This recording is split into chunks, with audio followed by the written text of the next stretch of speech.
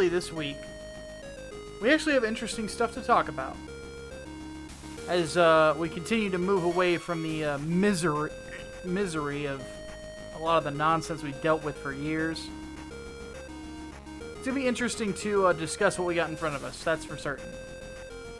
So let's get started. My name is Micah Curtis. And the Masters of the Universe. I have the power. And welcome to Micah and the Hatman Live.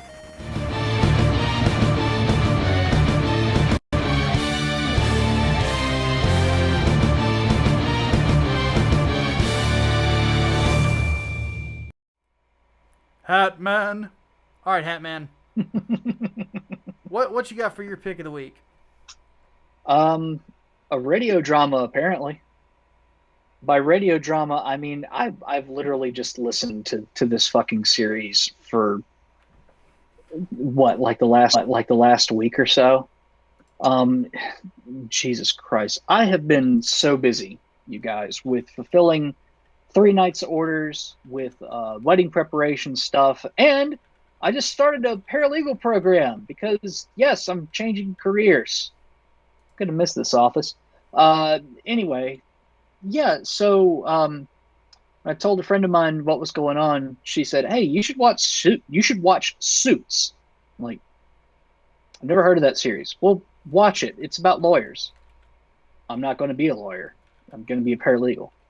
Okay, well, watch it. There's a paralegal in it. Okay, whatever. I didn't watch it. I pretty much just listened to it. You know, background noise as I was getting work done and shit, and packing orders here. So I get about 3 seasons in, and then I look up and suddenly there's fucking Meghan Markle on the screen.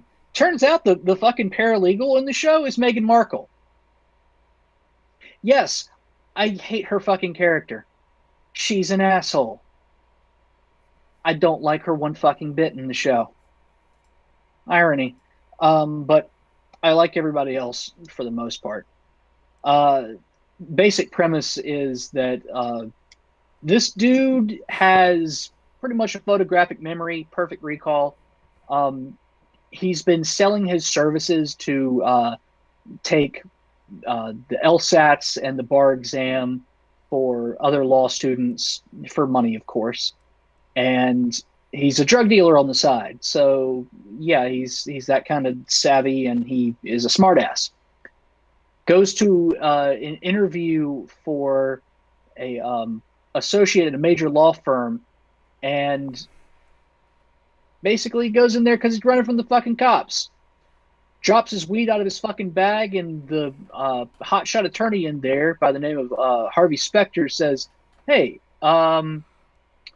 you're a fucking asshole." And the kid is like, "Hey, so are you, but also I know a whole bunch of legal shit, and I've passed the bar without actually having gone to law school, period." So he hires him as an associate, and he's working as an attorney without actually being a licensed attorney, which is a federal fucking crime, by the way. Show's all right. I mean, it's nothing to write home about. It's more interesting for the character dynamics more than anything else. There's not a whole lot of law that goes on in the show.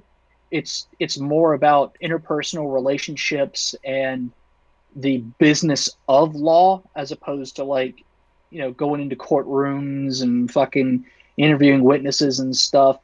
It's law in the sense of you're closing deals and you're negotiating settlements and shit. I thought I was in for something like Practice or fucking Law and Order, or hell, even Ally McBeal. I didn't get that. But it's still entertaining. I don't know if it gets a recommend from me, though. It's one of those that, take it or leave it.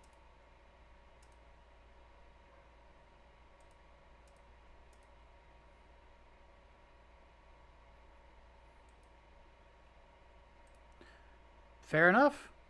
Okay. My pick of the week is actually one that was commissioned last week, the donation got sent after the show. Real quick though, Hockey Night wanted to know in the chat in the Discord server where Three Knights is at. Hatman? Behind me. Yeah, they're being packed up as we speak. So it's behind me. Like which one do you want? I've got books here. I've got books in these boxes here. I've got books in these boxes. Books in these boxes. I've got art books in these boxes. I've got a big old box that's full of trading cards and shit. Posters are all packed up. They're sitting beside me, except for this one, which is here because I laid it out on my desk. This is an extra. I would never send a poster to you that looks this froppy. But yeah, it's there. It's all over my fucking office floor, and it's starting to move to my back desk over there. Yep. Real quick, That's where it's at. there is going to be a quick lag in the broadcast. Give me 1 sec. There we go. Okay, now we're back. So sorry about that. So the Ghosts of Mars is a movie. It is a movie that exists. I'll read that in just a second, Serena. The full and don't worry, Hockey Night, I understand completely where you're coming from, buddy. We are looking to hopefully have books finished faster in the future. We're just working on... A lot of it is actually having the funds before the crowdfunding. You know? But anyway, it's just about getting the proper profits. And we're not quite there yet. Not quite where we need to be.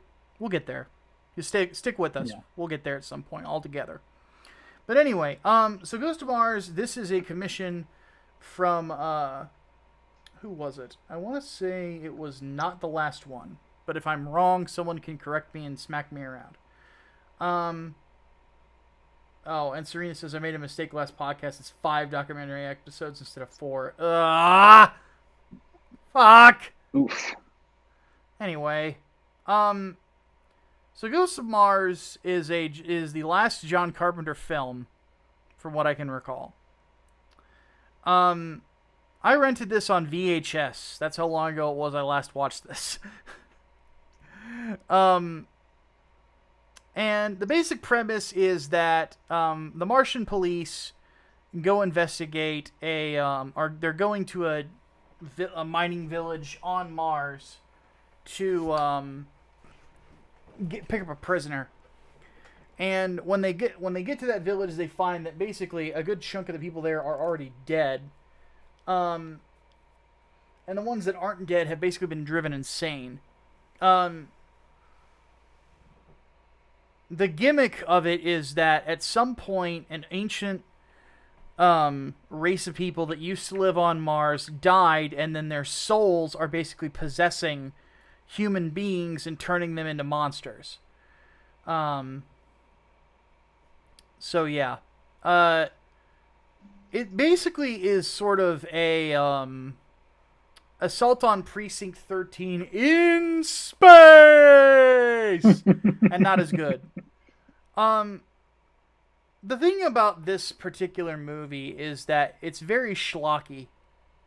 Very B-movie compared to a lot of John Carpenter's other works. It's not as thought-provoking. It's not as intriguing. It's not as cleverly written. It's very standard point A to point B action shoot-'em-up fest. And the thing about it is that it could have been a lot more horror than it was, but it just wasn't. Because it's actually, aside from some very specific scenes, it's not that gory. There's a couple people who get chopped up. But that's the extent of it. And then you see some decapitated people. And that's it. Like, gunshots aren't, like, blowing huge holes in people or causing big blood splatter. Nothing like that going on. So, Isn't Ice Cube in that fucking movie? yeah, Ice Cube is in this movie. And I will say, because he's playing a criminal, and he was a gangster, um, the, he's convincing. We'll just put it that way. Um, the big thing about this that I think kind of what makes it so disappointing is that a lot of the John Carpenter mood just isn't present. It's just a kind of a generic action movie with some horror elements, but not very many. And as such, it really is kind of, it just kind of exists, you know. Now, one thing I will say is that the action itself is done well. It's very well choreographed. Um, but the other stuff about normal John Carpenter movies is it's just not there. Memorable characters aren't there. Memorable moments aren't there. Nothing like that. There's no moment like the belly opening up in The Thing, or hello, hello, I have a message for you, and you're not going to like it. Pray for death. One of my favorite John Carpenter moments right there. Or put on these glasses or start eating that trash can. Or, what's another really good one? Fuck.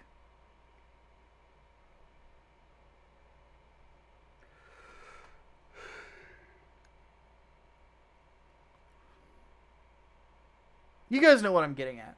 It doesn't have that sort of super. It doesn't have super tense moments like it should. Or have you ever read Sutter Kane? You know, nothing like that that really stays with you. And that's the unfortunate thing. Not to mention, John Carpenter's cinematography is just not there either. He really kind of phoned this in. You know?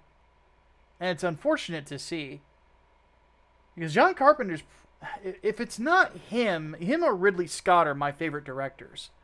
Yeah, it just depends on the day and what mood I'm in. You know?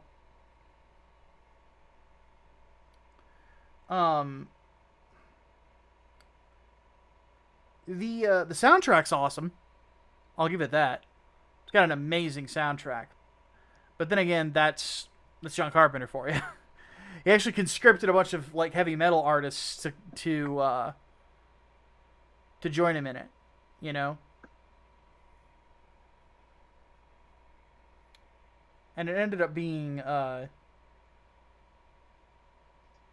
lot, or a very fun soundtrack to listen to while the action is going on.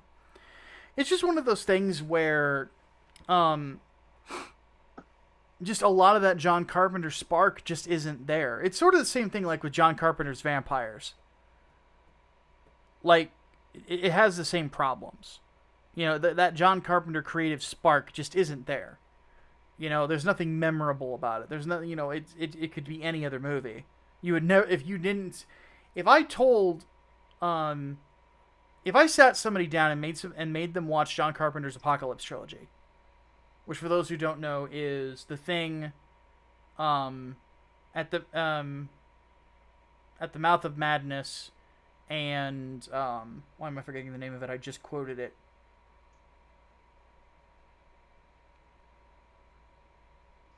It's the fucking we have a tribute cover to it for fucking 3 nights. Why am I forgetting the name of this movie? It's the one about the devil. Oh, fuck! Prince of Darkness. Prince of Darkness. Like if you sat down and watched those 3 movies and then you watched this, you wouldn't believe that the same guy directed them. You know, same thing as like if you watched,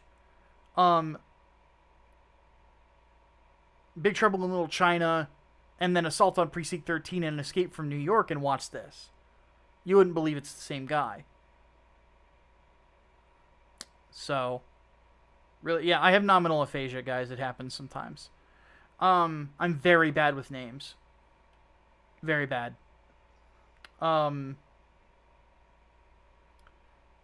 So, as it stands, it's a movie you can kind of have fun with, because there are, like the pacing's not bad.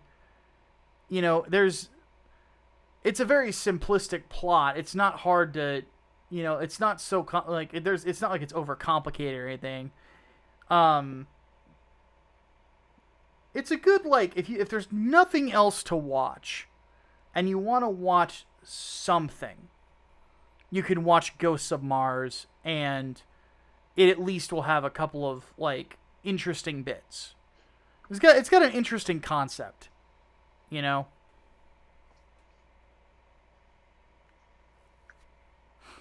But yeah, I'm not a big fan of it. Hardboiled says, think this may have been John Carpenter staying around too long after losing his edge. Not really, because he took a long break because he has so much money.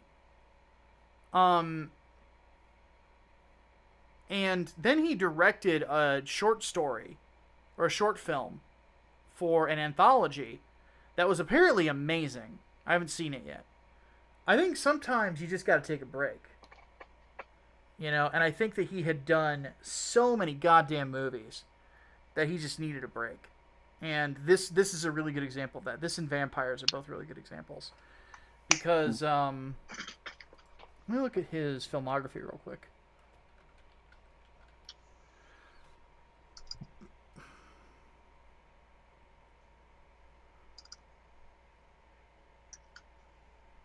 And one thing that I will say is he looks older than he is. He's only 73. He looks like he's in his 80s or 90s. He looks way older than he is. And I wonder if that's because of his work ethic. Because he was doing one movie a year almost from 1980 to 1998. And yeah, he did, and then he did Ghosts of Mars after he took a little bit of a break, and then he did a movie called The Ward that is apparently really, really good. And I have not seen it yet. And this is what he says. So I dug up a quote real quick. He says, I was burned out. So you're right there, Hardboiled. I'd fallen out of love with cinematic storytelling. Despite this, in the meantime, he had done 2 episodes for the anthology TV Masters of Horror. He said the series reminded him of why he fell in love with the craft in the first place. Carpenter said the script came along at the right time for me. It's particularly fascinating how the film took place within a single location. So, and then he has produced films since. He actually was involved in the production of the most recent Halloween, was he not? He also did the soundtrack for it, if I remember correctly. You saw it, I didn't.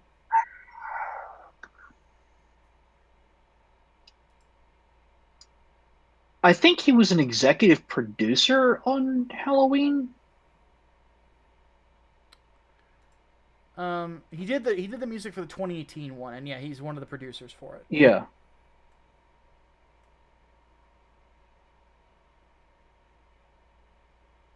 And John Carpenter's soundtracks are almost always awesome. The Thing, in my opinion, one of the best soundtracks ever.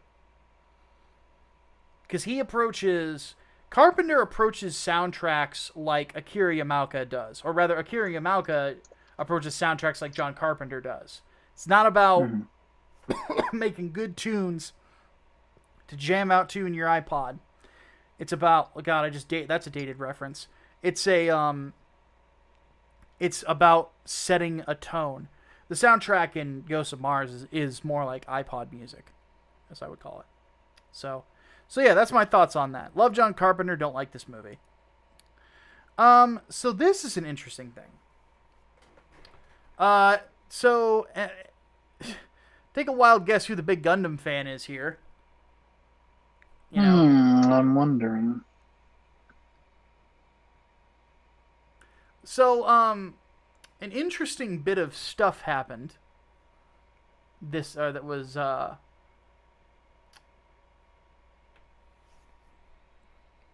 that was just revealed this week. Netflix is getting some Gundam. Not only are they getting some Gundam, they're getting some very specific movies. Now, there's already a couple Gundam series on Netflix. Gundam Unicorn and Iron-Blooded Orphans, which are, like, on both of them. Real quick, because Ultimate Agent already made a silly assumption. They are not in production for these films. They're distributing in the West.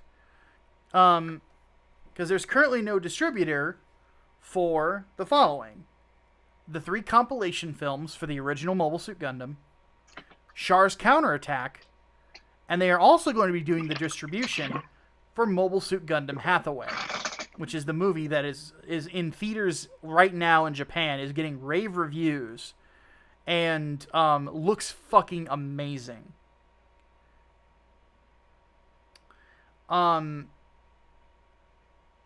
Basically meaning that people in the audiences in the West don't have to wait for this to come out on Blu-ray to enjoy it. They're going to get it on a streaming service right out of the gate.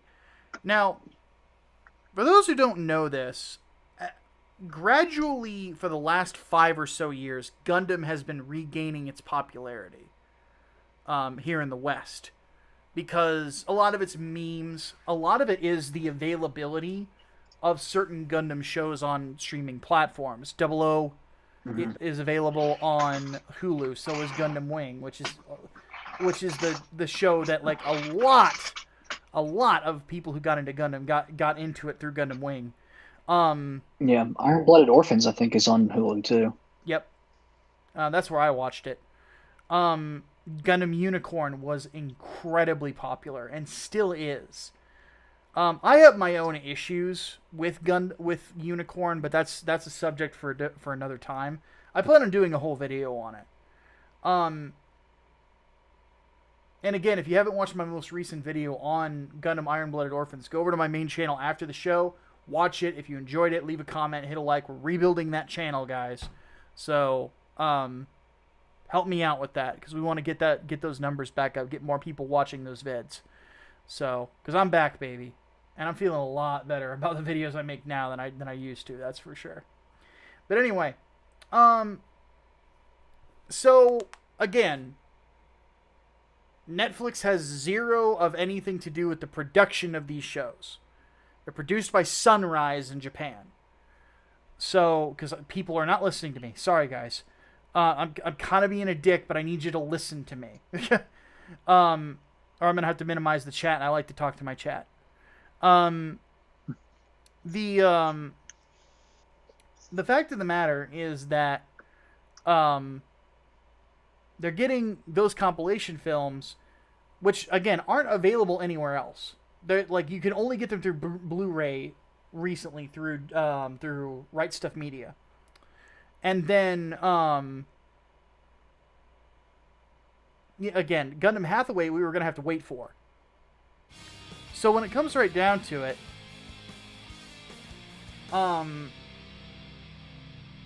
this is good news, in my opinion. I'm not the biggest fan of Netflix, obviously, but this is a good this is a good thing for mecha as a genre.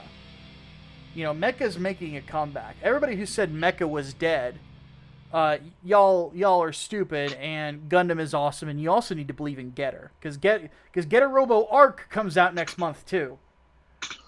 Couple donations. Chaos Sonic goes in a bucket, says Micah right now is a happy gorilla as the isekai is going slow as Gundam surges. You're goddamn right.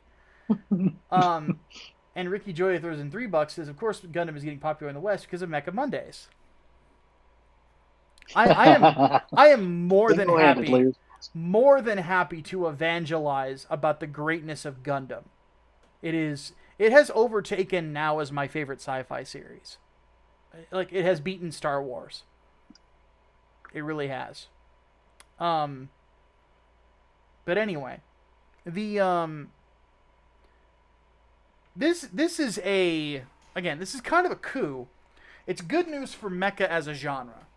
Again, I know a lot of people um, don't like Netflix, and I get that. But for the normies out there that might have an interest in this sort of thing, this could get them hooked on it. Not to mention the compilation movies are a really good way to get into Gundam, you know. So, and not having to watch all 46 episodes of the original series, though you can do that on Funimation and Crunchyroll now too. So when it comes right down to it, again, this is a big coup. It's a big deal for mecha as a genre, and just for anime, in my opinion, as well, because it's kind of bringing something back that is not trendy. It's not like flavor of the month. Mecha shows are normally have much better storytelling than a lot of isekais that I've seen out there. So this, in my opinion, with the resurrection of the mecha genre, I think we're going to see a resurrection of superior storytelling too, which I'm really looking forward to.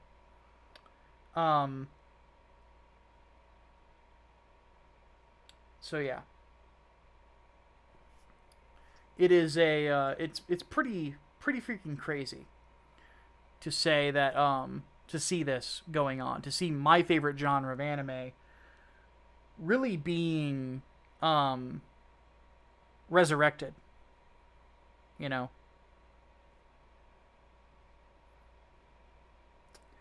All right.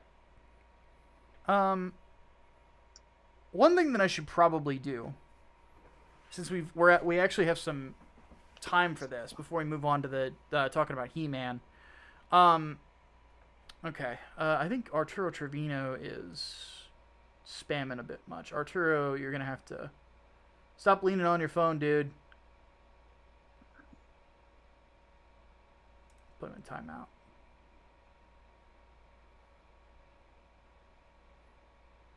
I have a moderator who's actually not feeling very well today, so.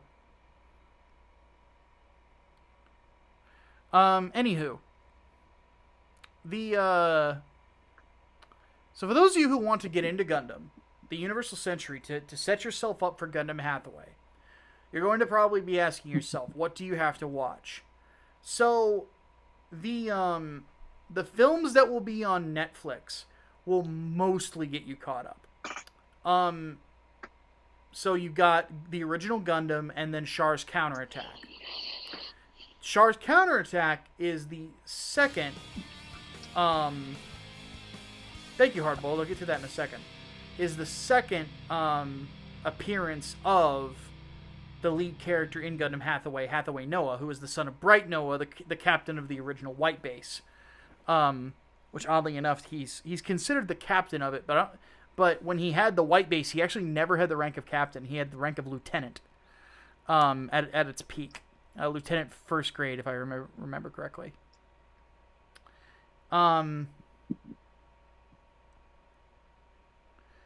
anywho, as it stands, those are a good start because it gives you an idea of who Hathaway is. His first introduction is actually in Zeta Gundam. You meet him as a little kid. The gimmick is that Zeta Gundam, it's very hard to find. So here's some other recommendations before Hathaway comes out, because there's still plenty of time to watch them, that I honestly think you should look at to kind of give you an idea of why the Federation is the way that it is during the Hathaway story, because the Federation is very corrupt at that point in history, in the history of that story. So write this down.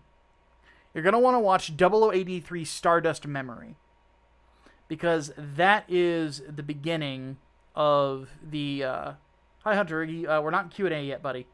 But anyway, 0083 Stardust Memory is the initial reveal of how the Titans were born and the beginning of the Federation's corruption. Then Zeta Gundam and Double Zeta are very important stories as well that lead into Char's counterattack. I'm of the opinion that they're necessary viewing because they're so fucking good. So, that is what I would recommend you guys check out. You're going to have to yo-ho Pirate's Life for me on some of these. But when you find them, oh, fuck, they're good. They're very, very good. I love Zeta. I love Double Zeta. I love the Double Zeta as a Gundam. It's one of my favorites now. Like, just because it's... A, it's a Transformer. B, it's got a big, giant, fuck-off beam cannon. And C, Judo Ashta, its pilot, is like the best Gundam pilot in the Universal Century, in my opinion. Or rather, the coolest. Another one that predates this is Gundam Unicorn. But none of the events in Gundam Unicorn are referenced in Hathaway, probably because Gundam Unicorn and Gundam Hathaway were both novels, but Gundam Hathaway was written in the 80s, if I recall correctly. The 80s or 90s. And Unicorn wasn't written until the early 2000s. So,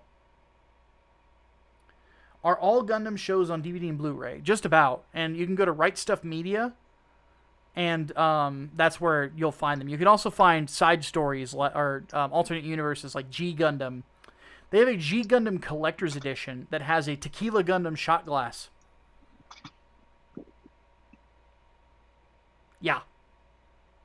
Real quick, let me read a couple donations. Servant says, Gundam rises again, but does Netflix have any say in how the translation goes? Because nobody wants that to hit Gundam ever. Mecha lives forever, believe in Getter. Damn straight. Here's the funny thing is Netflix actually is having... they have a vested interest in the success of Mecha because that's what they've been investing in anime-wise lately. You know, like every big mecha that's going to be coming out is going to be going through them. Or at least they have the... Now, let me be specific. They have the distribution.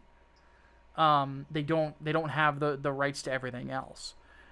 Sunrise tends to contract out their dubbing. And they usually retain the rights to those translations. They still own the rights to the translation... every translation of, like, Zeta and... the original Gundam, and so on and so forth. So, I'm not worried about that. Sunrise is very particular about those sorts of things. They don't normally just let them go. And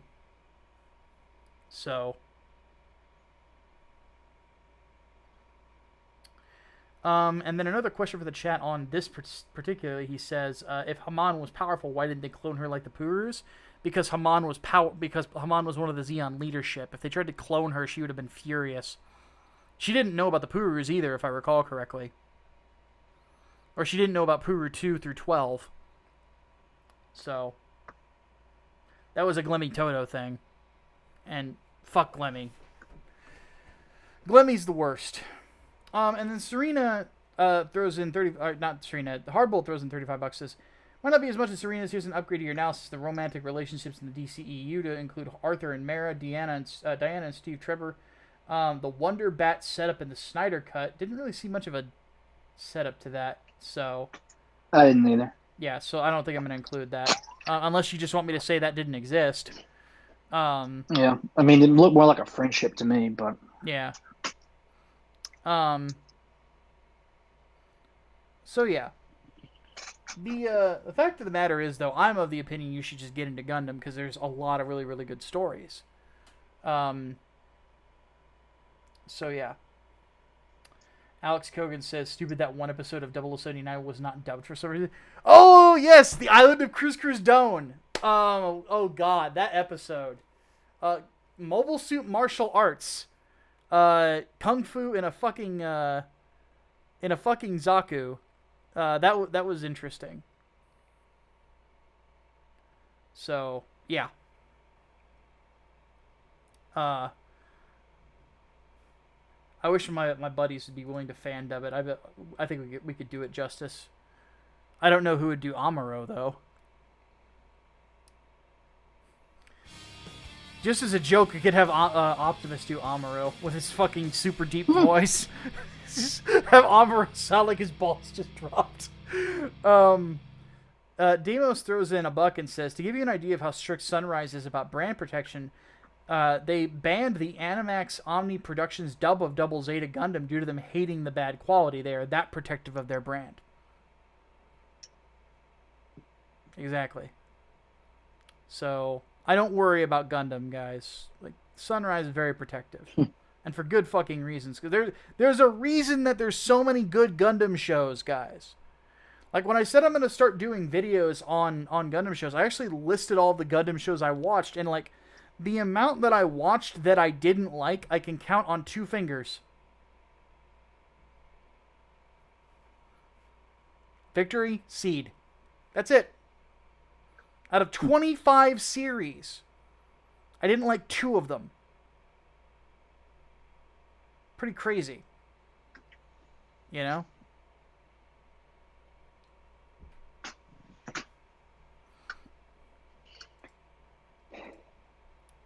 So, yeah.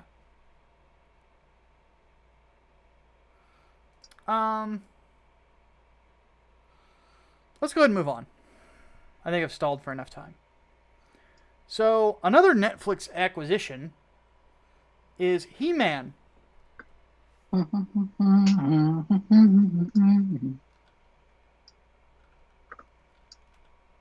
So, He-Man Revelation, which is apparently a sequel to the original, not the 2000 animation.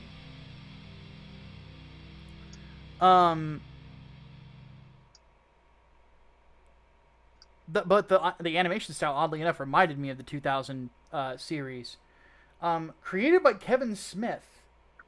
And then it's written by him, Eric Carrasco, Tim Sheridan, Dia Mishra, and Mark Barandon. Which he's done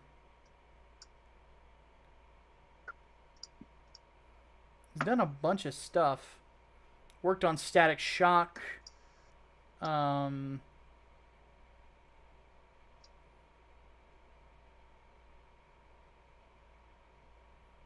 Worked on a bunch of random comic books here and there.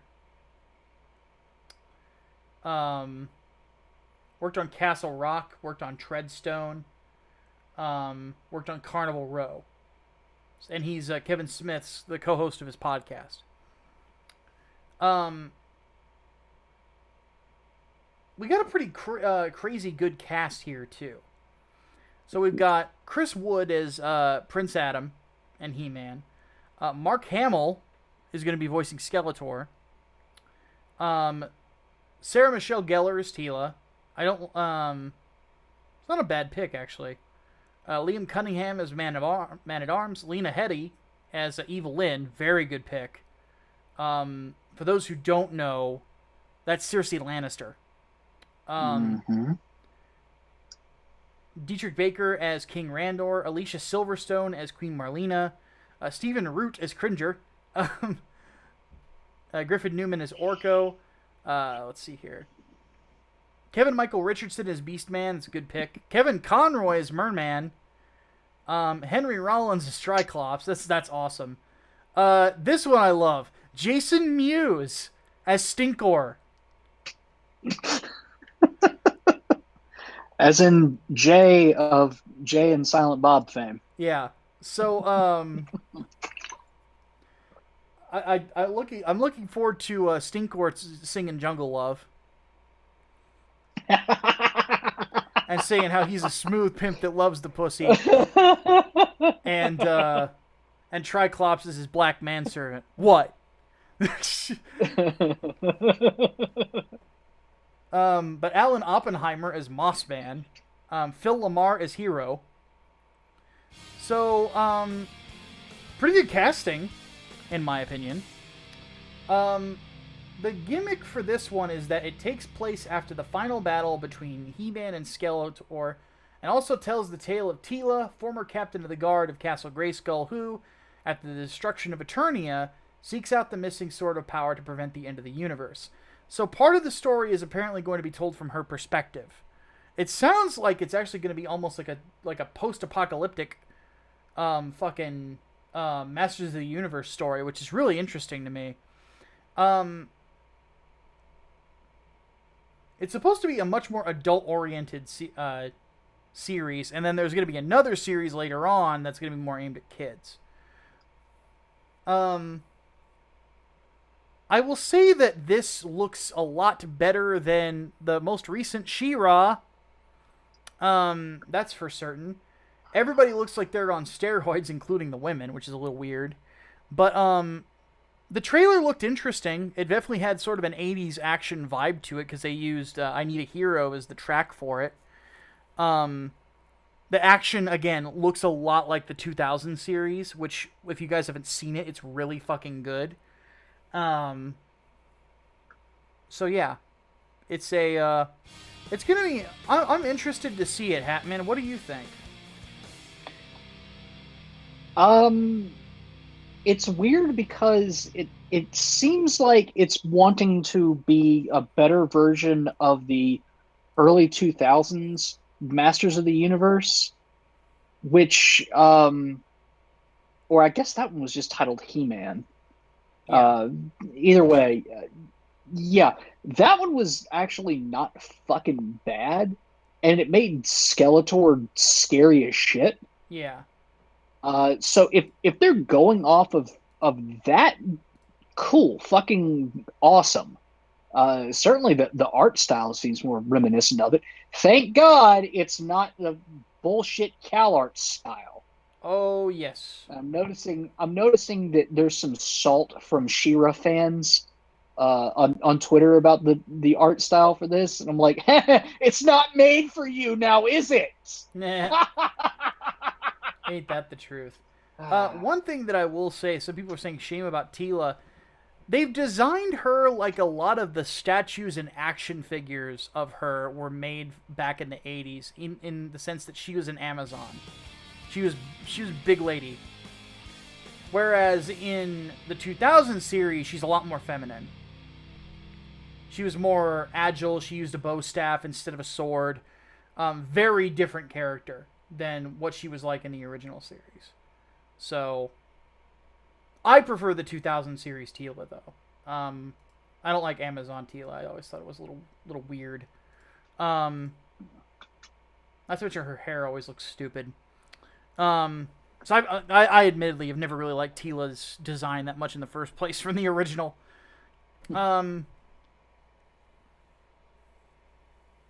Still has a jaw you could use as an anvil. Yeah, she originally did too. Like, people acting like Teela didn't look a little mannish in the original. It's a little revisionist history. But anyway, I'm interested that like this is a sequel to the original series. Mm-hmm. You know? But they want it to be a little bit more adult oriented than anything else. I'm like, that's kind of weird. You know? It's weird. That's a weird decision to make. Now, this is the last battle between He-Man and Skeletor. Yeah. Did that happen in the original series, or was that like the fucking live action movie that I'm thinking of? Let me look it up. Because I can't help but hear, let this be our final battle in my fucking head. What? Yeah. Oh, God. Let's see here. I can't find... Skeletor. So stupid.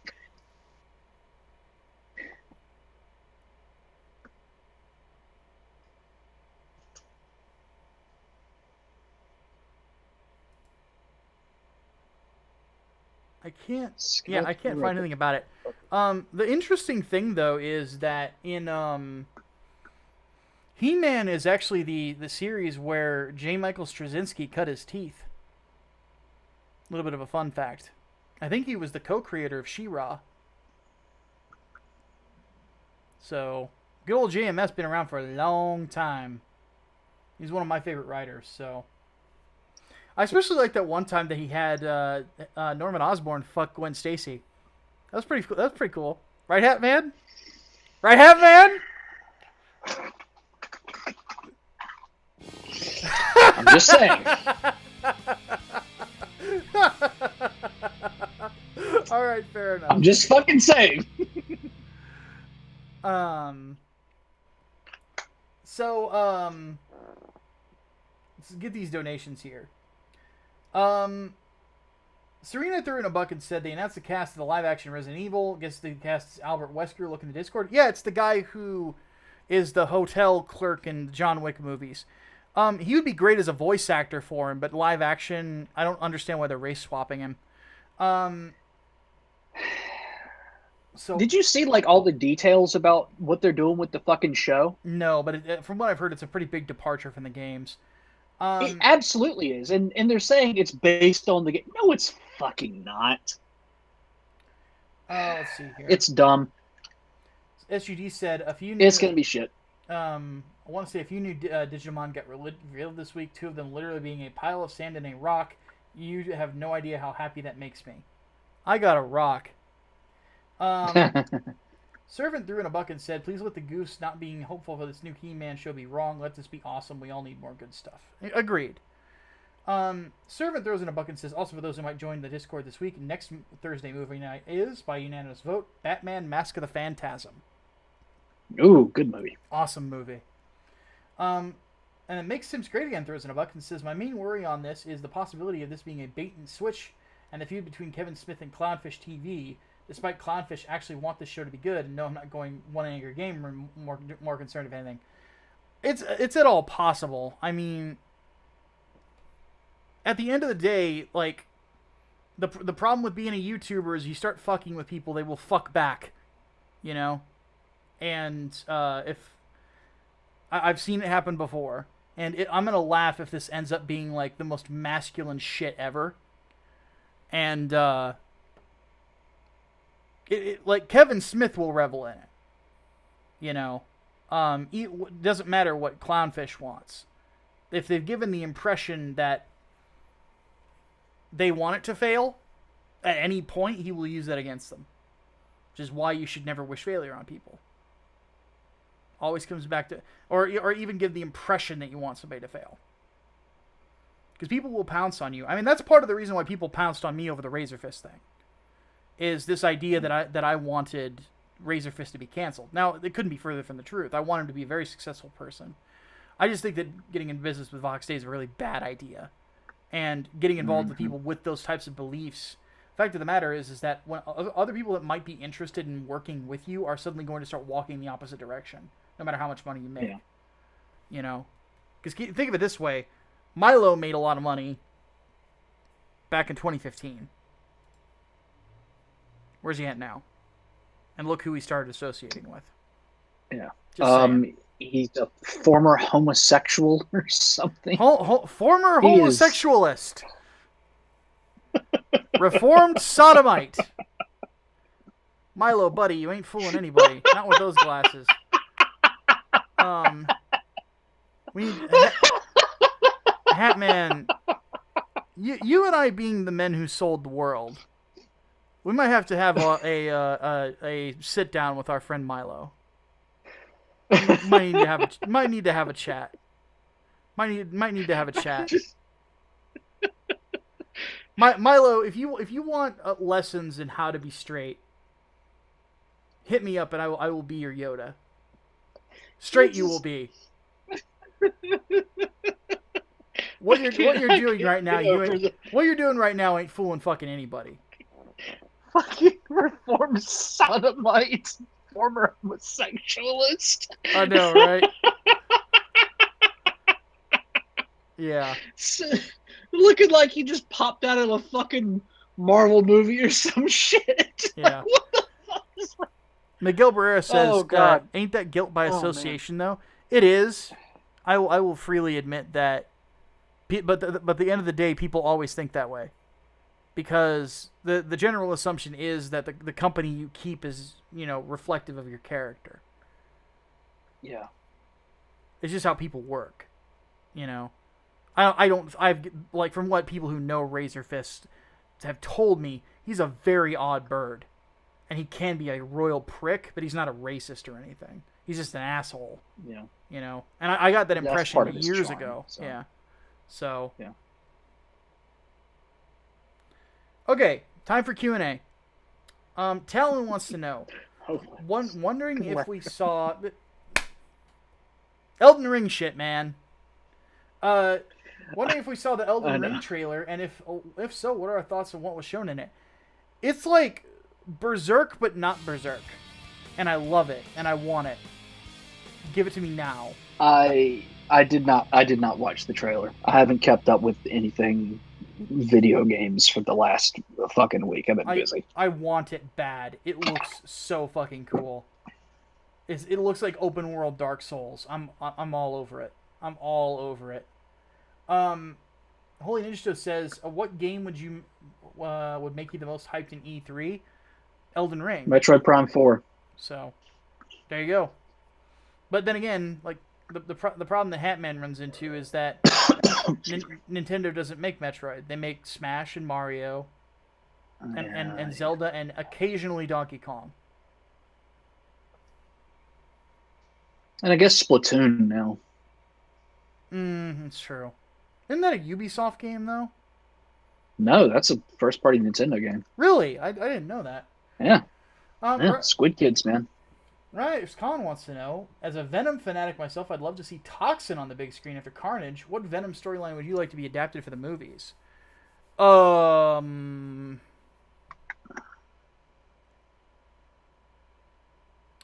want a... After they reintroduce Johnny Blaze as Ghost Rider, I want them to adapt Knights of Vengeance. That would be fun. Other than that, like... There's not really a ton of Venom stories that like would make great films, because a lot of them were like one-off action movies. I would like to see a I'd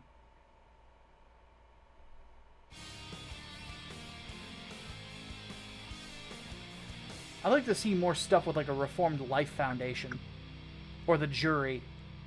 You know, have Venom, basically come face to face with the idea that he is a killer and what needs to be done with that if he wants to actually... So sort of like a weird mix of separation anxiety and what's the other one I'm thinking of?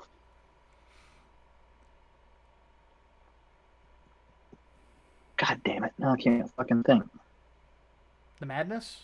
What happened in it? Lethal Protector? Yes, there we go. Lethal Protector. Yeah, because that's when the Jury first showed up. Let's see here. Do we have faith 343 can pull Halo Infinite off, or is it going to be a launch disaster? The first reveal did not install confidence. Because it felt like... It's kind of funny that it's called Halo Infinite, and it seemed like they were trying to ape Doom Eternal.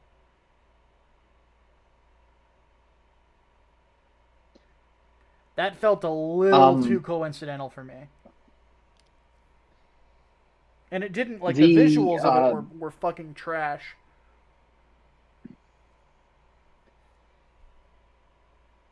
The word on the street is that development has been hell, and that chaos is basically reigning at this point, and they've had to start over a few times already, and that they've part of the reason for the delay was because of the trash reception that they got at E3 last year. Mm-hmm. So at this point, no, I think it's going to be a launch disaster. I think, ironically enough, it's going to be similar to what happened with Halo 5, that the multiplayer is going to be the stronger component than the campaign itself. And I think it's going to have a little bit of some Master Chief Collection shit in there too, where that launch was an abject failure. And it took them years to get it up to the quality of where it is today. I don't think it'll take years, but it'll take a while. And I don't think we'll see another Halo project from them for quite some time. Probably not till the next fucking console because of this. I don't have a lot of hope at this point. There you go. SGD said, do you prefer a story that has substantial but very spaced out moments of progression, or a story that has much smaller moments of progression on a regular basis? The latter, not the former. Because the latter things get very on the stagnant. story. Yeah, depends on the story for me. Deimos wants to know if I could write a comic based on one of Gona Guy's mecha. Which one would it be, and how would you do its plot? Definitely Great Mazinger. I would be interested in doing something to introduce Mazin Emperor G into the actual canon of Shin Mazinger. That would be interesting. You know, like have him being like a countermeasure against Zero if Zero ever were to come out, so on and so forth. That's basically what I would do. Servant wants to know, would you be open to doing another live stream of RE8? I've heard talk of the dialogue changes after the first time you beat it, or just do Village of Shadows difficulty. I haven't really thought about it. Haven't really been interested in replaying it yet, so we'll see. Really, brother wants to know, do we think the PS5 and Series XS would have performed better financially if they released this fall instead of last year? Well, they did really well, though. Like, you still can't get them in stock. I think the launches would not have been as disastrous had they launched this year. Yeah, but they still sold a lot of units. Oh God, they're still selling like fucking crazy, and I still don't understand why people are crazy about buying a new fucking Xbox, because there's no goddamn exclusives for the thing. There's really no reason to get one. Not unless you want the backwards compatibility stuff, which I do, admittedly. No, and that's really what I'm doing with it right now, and I'm okay with that. Now PS5 has got the new Ratchet game, which by all accounts is fucking incredible. So, plus they have Returnal as well. Oh yes, Returnal. That is on my list. I need to get it. And FF7 Remake Intergrade, which looks really, really good. Yeah, I don't keep up with Final Fantasy. Well, nobody's perfect. No. 7 is like the remake of 7 is seriously really good. That's what I've been told, but if I didn't like the original, then no point. Not for me. Hardboiled says, if a He-Man show goes over well, do you see JMS writing some episodes and/or Kevin Smith and crew tackling She-Ra? Current version treated as non-existent. Second one, no, they're not gonna never. They're gonna double down on that version of She-Ra forever. Yes. Until like the general public doesn't talk about it anymore, and then it's just gonna get memory hold like it never happened. Noelle Stevenson would throw a shit fit if anybody touched She-Ra at this point. Yeah. JMS writing some episodes, maybe. I don't know. I don't know where he's at with things these days. Does he still have a contract with Netflix after Sense8 got canceled? I don't even remember. Because that was his fucking baby, so. Apparently I missed another question. Hold on one sec. From who now? Aurelius. Oh, from the movie chat. Okay, hold on.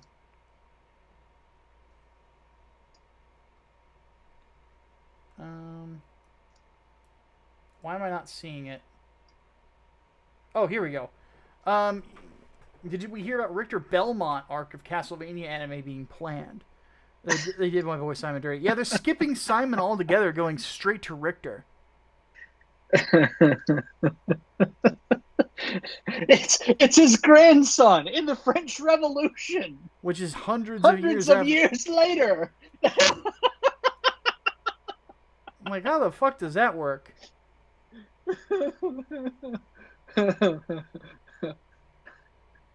um, I guess his son was fucking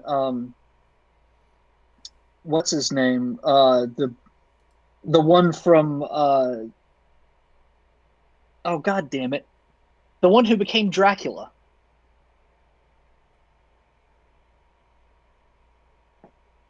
Fuck, what's the Lords of Shadow? Oh, Who was the Belmont in Lords of Shadow? Gabriel. Gabriel? Yeah, I guess his son was Gabriel, and he became Dracula, and fucking that's the way that they can do it. I don't fucking know. It's weird Oh, that not grandson, just son. Oh god, that's even worse. that makes zero sense. So, like, during the French Revolution, like, why would that matter? Richter's not French. Richter. No, it doesn't. It's, I don't know. I don't know what they're gonna do, because the problem with the ending of the Netflix series is it's wildly different than that of the ending of the original Castlevania 3. And the problem with changing the ending of Castlevania 3 is it affects the story of the two Richter stories, which are Rondo of Blood and Symphony of the Night, which I would love to see as animated series, by the way. But I don't know. I'm kind of bummed that they're just doing they're doing Richter, like, or they're doing Simon dirty. That's like, fuck Simon. Simon's awesome. Jean Valjean is gonna be fucking Dracula. The joke has gone so far over my head. I have no fucking clue what you're laughing at. Les Miserables, French Revolution. Oh. Anyway, Richter. Yeah, Mr. Who says in the chat, Richter's from Germany. His name is Richter. Oh man. So When does Symphony of the Night fucking take place? It is hundreds of years later, so it would be around the time of the French Revolution, but it doesn't. But the story does not take place in France. It takes place. So I don't know what the fuck they're doing, but since Warren Ellis isn't on it, I don't have a lot of confidence. Yeah. So, because the original series was his baby.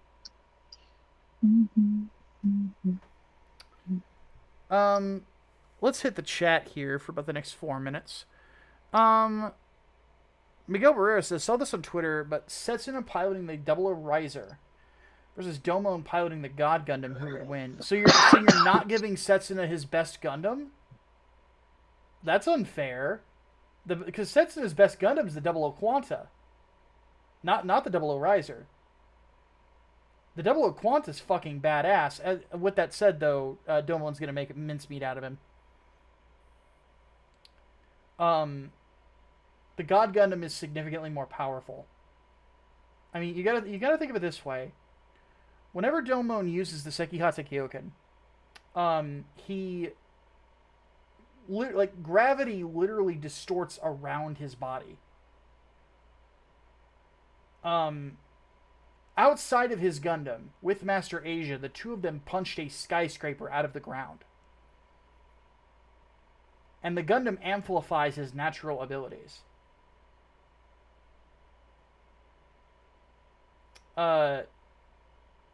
Setsuna could annoy him, but inevitably what's going to happen is he's going to get caught and he's going to get burning fingered to death.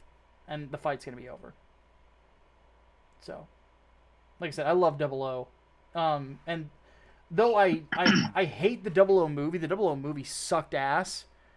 The 00 Quanta as a Gundam is really fucking cool. But, yeah. He doesn't have a chance there. Poor Setsuna. John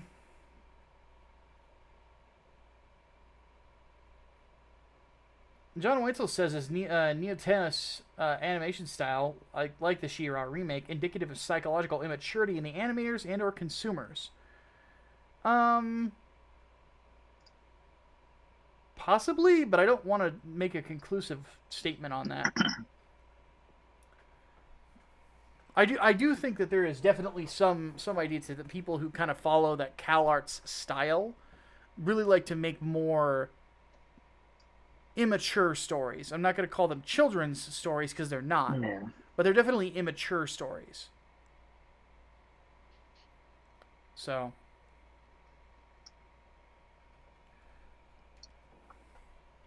and final question: what is the current media's with the current media's obsession with villain protagonists? I live in the wretched hive of scum and villainy known as New Jersey, so I don't see the appeal. Notice how a lot of them are women. Oops. It's feminist cinema. The one exception to the rule seems to be Joker. So, there we go. Okay. It is now that time. It's time for Le Crin. Oof. Yeah. So, let me check the Discord.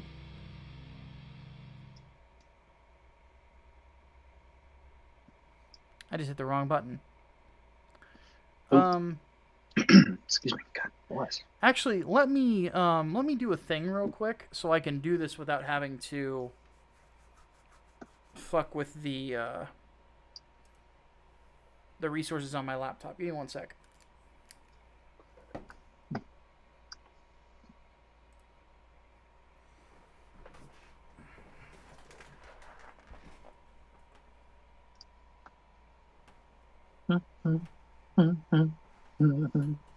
Damn it, now I got Castlevania music stuck in my fucking head.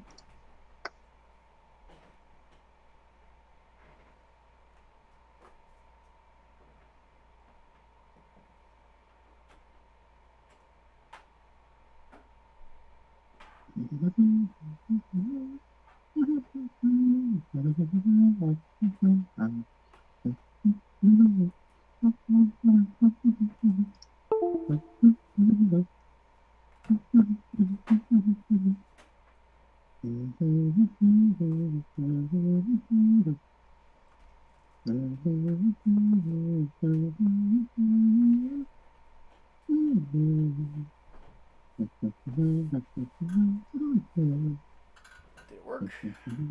Yes. Perfect. Okay. So,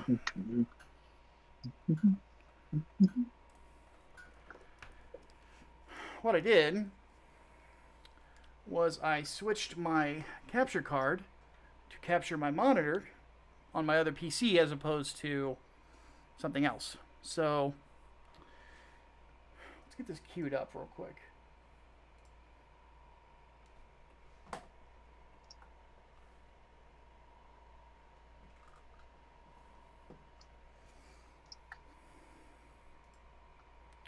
So, let's see here.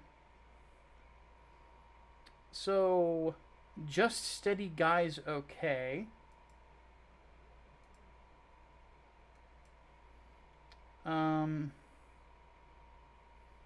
Sapo the Sap.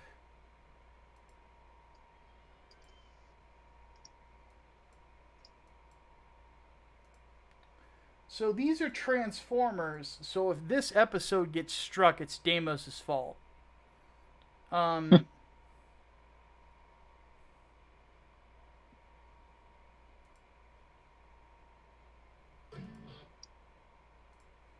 have to watch that SD Gundam thing later. And then Servant has Godzilla's funniest moments. So we'll only do a couple videos of Godzilla, or a couple minutes of Godzilla's funniest moments.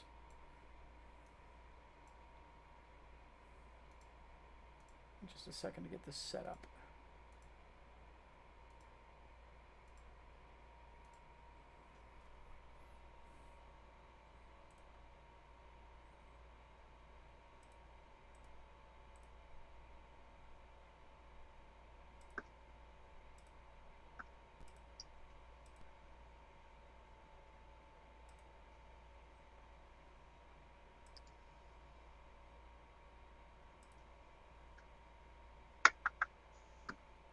It's weird. Hold on one sec.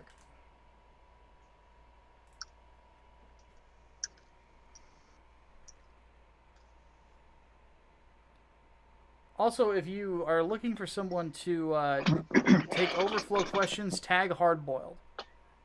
Yeah. I'm not taking the questions this week.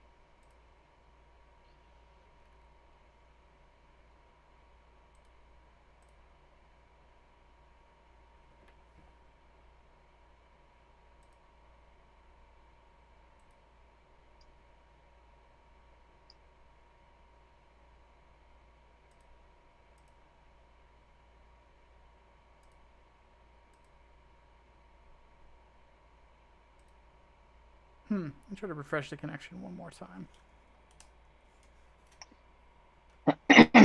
Fuck. Evidently, I've got some shit in my throat.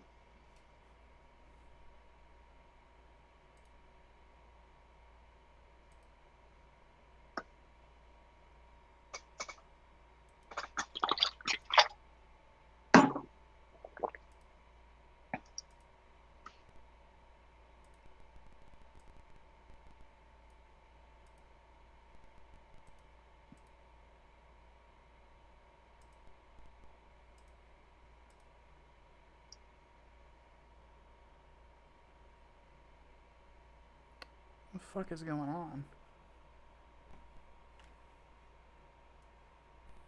Some bullshit, sounds like. Yeah. For some reason, my capture card is just not wanting to be recognized by OBS.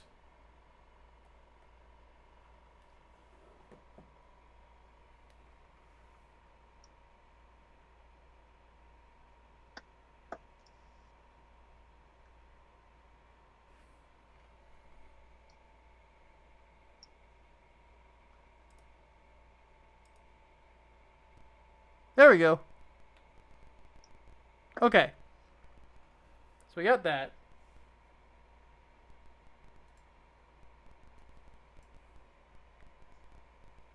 So we're going to start off with just stay steady, guys. Okay. Hatman, Tell me when. are you ready? Tell me when. 3, 2, 1, go. Let me show them my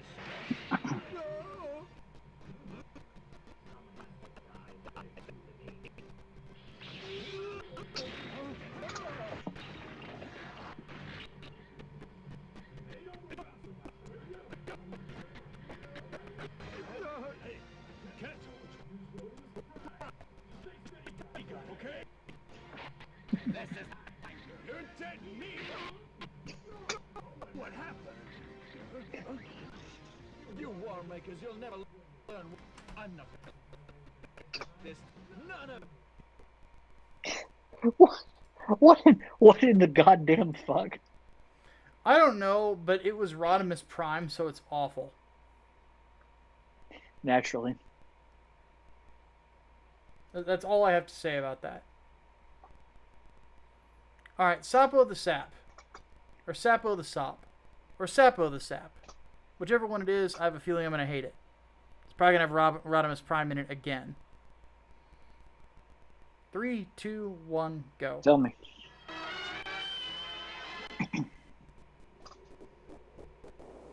We have no idea at all where he is. And even if we do find out where that base is, it won't be easy to get Sapo out. This is a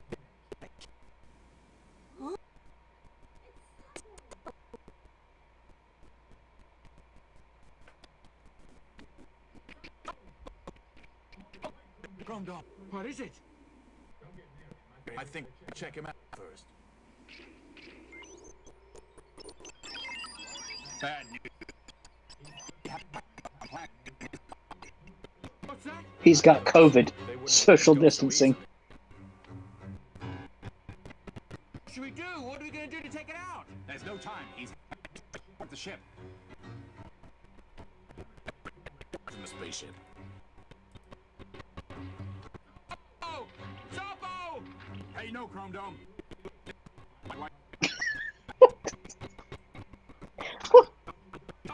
There must be a way to remove the... I have to stop him! Hold it there, Sapo!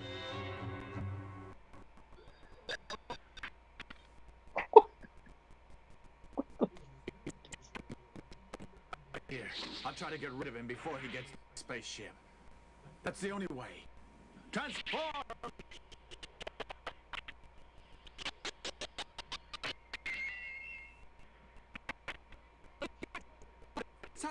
Dome's best friend. Red.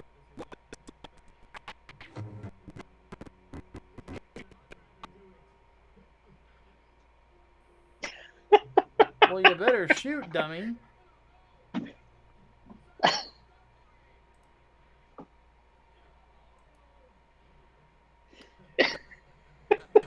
What the fuck? For Chrome Dome. Do it.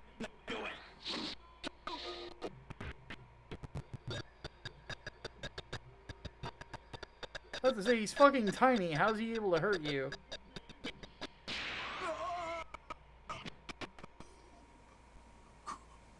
Chrome Dome, forgive me. I'm terribly sorry.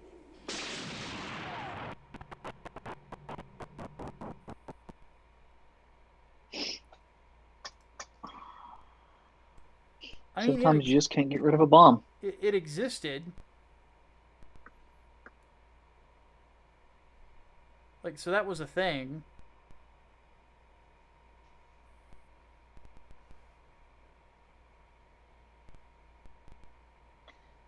Apparently, we're getting a garbled, crackly noise, and the audio is a potato.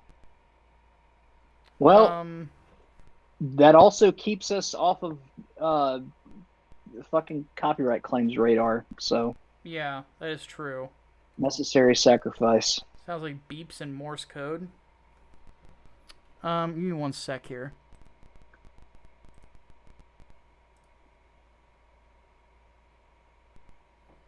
Reset it one more time.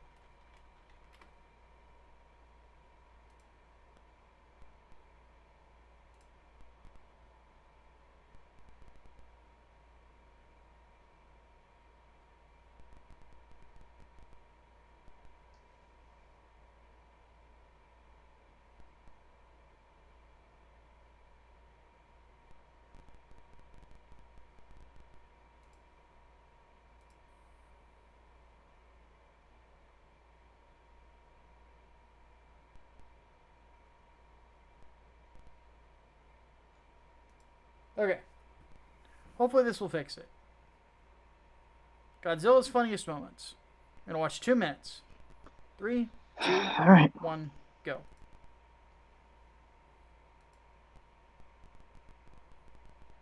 I don't know if this is going to save us from a copyright claim. No clue.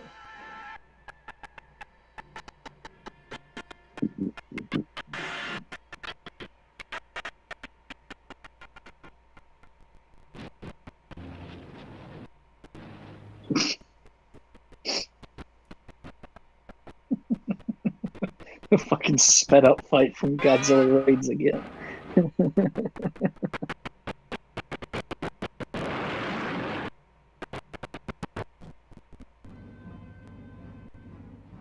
Oh god damn it. Are they just doing this in release order? I guess. Oh wow, that fucking suit. Sometimes I forget like how bad the suits were in some Godzillas. I'm gonna just have to turn the audio off if there's still static, guys. I don't have time to fix it. Oh yeah. Yeah, Godzilla or King Kong versus Godzilla had the word. Oh yes, this fucking scene. Eat your fucking vegetables. And Mothra dragging Godzilla by his fucking tail. Actually, I think some of this was sped up.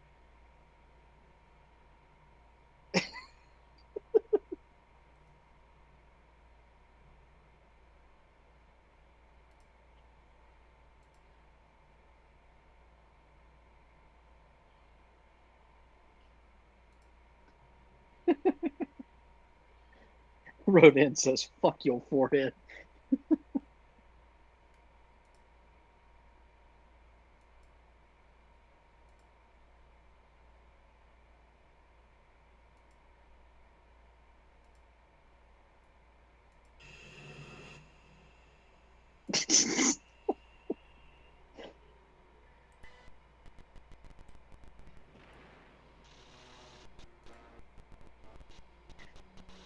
Getting some fucking Super Sentai vibes here. Yeah. Oh jeez, that was a hell of a tackle. What the fuck? I've got it with the Godzilla dance. I love the Godzilla dance. Oh fuck. Oh, where's the goddamn drop kick?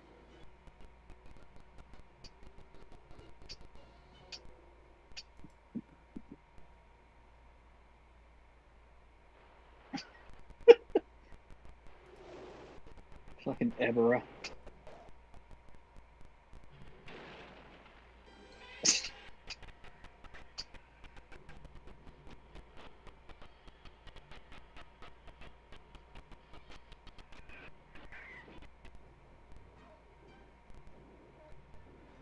Oh god.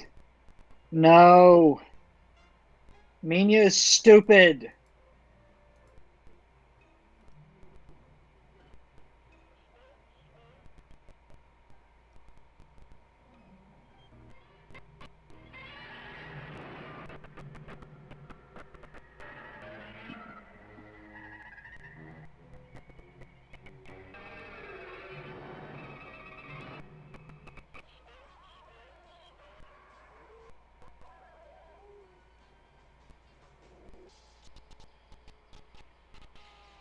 Dear God, Godzilla Jr. is so fucking ugly.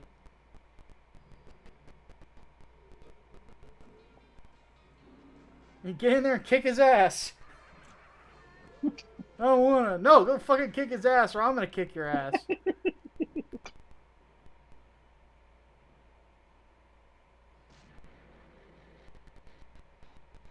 Ah, yes.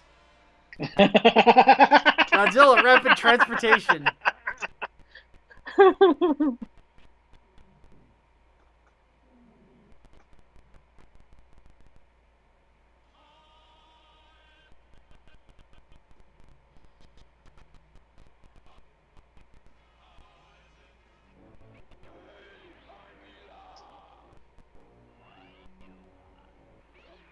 Oh god. Oh god, I forgot about this. Oh, when they had him actually speak English.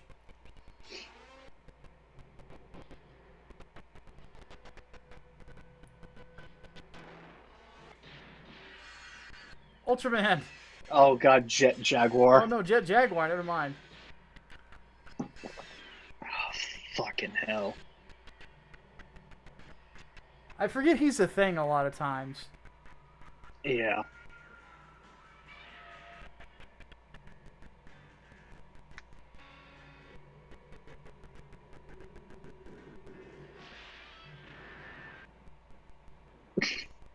Tiger suplex, do it. Ah, yes! The fucking drop kick! Yes! Alright. we got to it. That's it. We're calling it there. Fucking that's Godzilla the drop best fucking kick. Like, you can't top that. You can't top The that. next was the fucking magnetism, which is just dumb. Yeah, dumb as fuck. Like, no. Godzilla drop kick's so fucking hilarious. Yeah. All right, folks. It is time for us to depart. I am going to go get a nap because I think I've earned it after. I didn't tell the story about my apartment being on fire, did I? Or my apartment building. No, you didn't. Okay, so actually, no. I will tell this story and then we will go.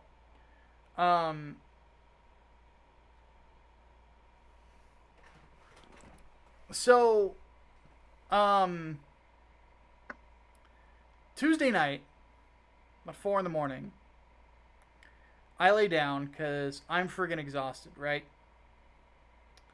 And as I lay down to sleep, I'm like, you know what? I have a really bad headache. I'm just gonna lay here. I'm gonna read. I'm gonna fall asleep, and then I'm gonna wake up, and hopefully I'll feel better. Well, I sleep in my boxers, right? So I'm laying there, and then somebody is shaking my shoulders after like an hour. And I think for a split second it might be my ex, my most recent one, because Lord knows there's a long list. And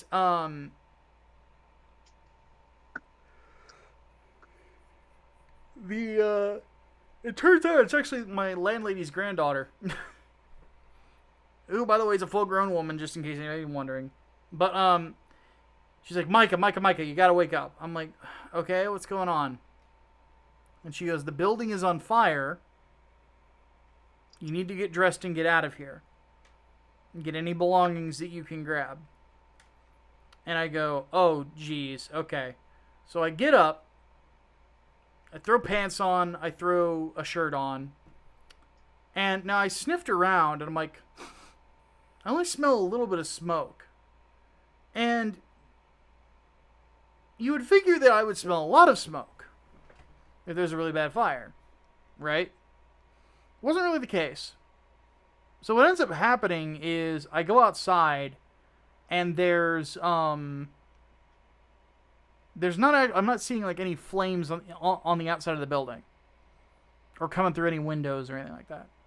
So I'm like, okay, well that's a good sign, because I was getting ready to like start coming back in here and start grabbing my computer and all these electronics and shit like that, so that I didn't have to like re-buy them, you know. So yeah, I ended up with spending the next like 5 hours awake with a fucking headache in very humid weather, because Illinois summers suck. Very humid weather in a dusty parking lot, waiting for the fucking fire inspector to come and actually say I can go back inside my own home. Yeah. So that sucked. Silver lining, the guy who lit his place up is a total prick, and he ain't coming back. So silver lining. But, yeah. Needless to say, with all the gunpla and model kits and shit that I have in here and, like, expensive stuff, I'm probably going to invest in a little bit more insurance, that's for sure, because having to replace the computers, the airbrush, the bass guitar, like, I have thousands upon thousands of dollars worth of equipment in here. So, yeah. Goes without saying that I'm going to be investing in some more renter's insurance soon, that's for sure. So, moral of the story, have that. Because you never know when something's going to catch fire. But I'm glad that I'm safe. I'm glad that I'm okay. I'm glad I can still do the show this week. And, yeah. Hatman used to always say, don't explode. I almost disobeyed. I'm telling you, the reason why I say that is because someone's kidney literally fucking exploded the night after she said, I make no promises to my don't explode comment. So I'm serious. Don't fucking explode. I will not.